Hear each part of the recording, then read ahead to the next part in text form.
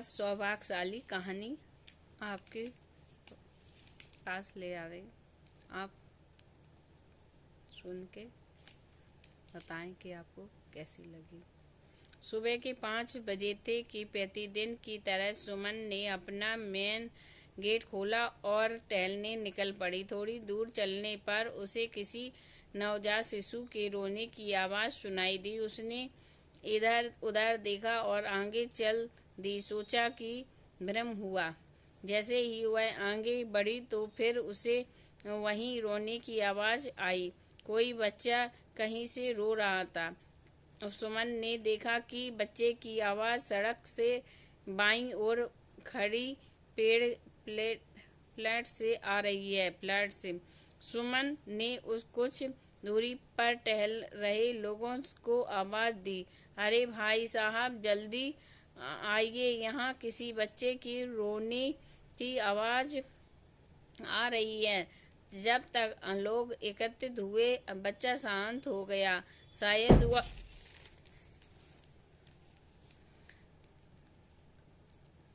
तो कोई उसकी बात शांत रोते रोते थक गया।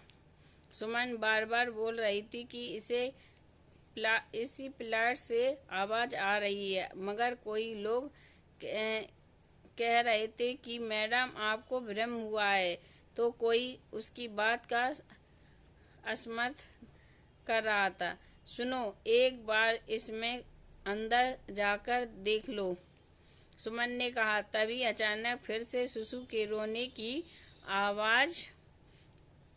सुमन ने देखा कि एक पेड़ के नीचे कुछ कपड़ों का ढेर लगा है।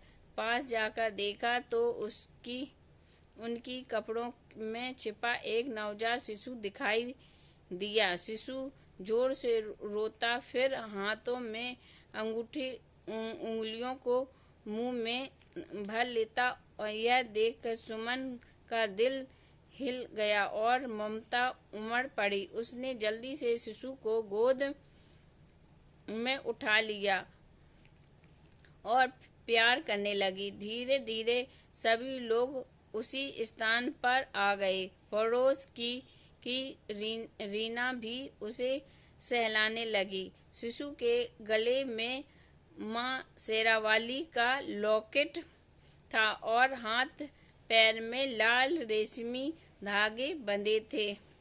सुबह का समय था। कॉलोनी में के लोग एकत्रित हो गए। कोई कुछ बोल रहा था और कोई कुछ। सभी माँ को दोषी ठहराए थे। तभी सक्सेना जी, जो बैंक में मैनेजर थे, कहा, माँ से अधिक तो पिता दोषी है। इन बच्चों के पिता ने उसकी माँ को अकेला छोड़ दिया होगा, पर कहते हैं जाको राखे साइयाँ, मार सके ना कोई।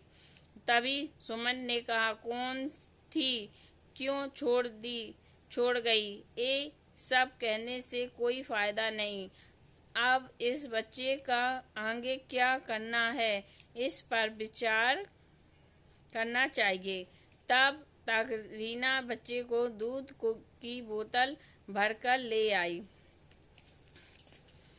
बोतल मुंह में लगाते ही बच्चा दूध चूस कर पीने लगा। कुछ लोग कहने लगे, हमें पुलिस को सूचना देनी चाहिए। कल को कोई ऐसी वैसी बात हो गई तो बखेड़ा खड़ा हो जाएगा। लेकिन सुमन किसी को भी कीमत पर बच्चे को दूर भेजने से पक्ष में नहीं थी। रीना को भी बच्चे पर बहुत प्यार आ रहा था। तभी दूसरी गली में रहने वाली प्रधान अध्यापिका कुसुम बोली, क्यों ना इस बच्चे को हम सब मिलजुल कर पाल लें। सभी कुसुम की ओर देखने लगे।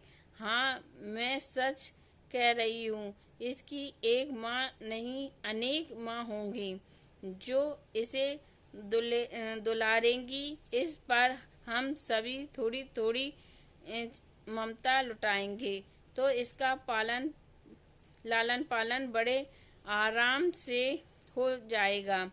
मैं तो कहती हूँ इस बच्ची के आगमन से हम सभी में घनिष्ठ प्रेम संबंध बन जाएंगे।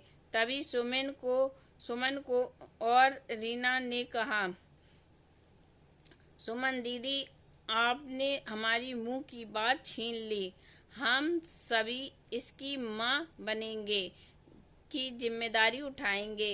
7-8 औरतें मिलकर बच्ची को सामने वाली मंदिर में ले आईं और पुजारी से माँ शेरावाली के समक्ष सबने अपनी ममता का धागा बच्ची के हाथ में बांध दिया और पुजारी से बच्ची का शुभ नाम रखने का कहा। पुजारी ने सिर पर हाथ फेरते हुए कहा, आज आप सबने इस पर अपनी ममता लुटाई है। इसका नाम भी ममता होगा और इसकी एक नहीं अनेक माँ हैं।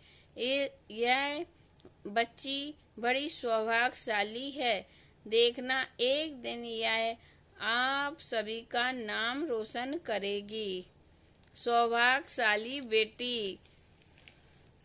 किस तरह उसकी माँ ने उसे छोड़ दिया और कॉलोनी के सभी माँओं ने उसको अपना प्रेम बरसाया और उसको एक नया जीवन दिया।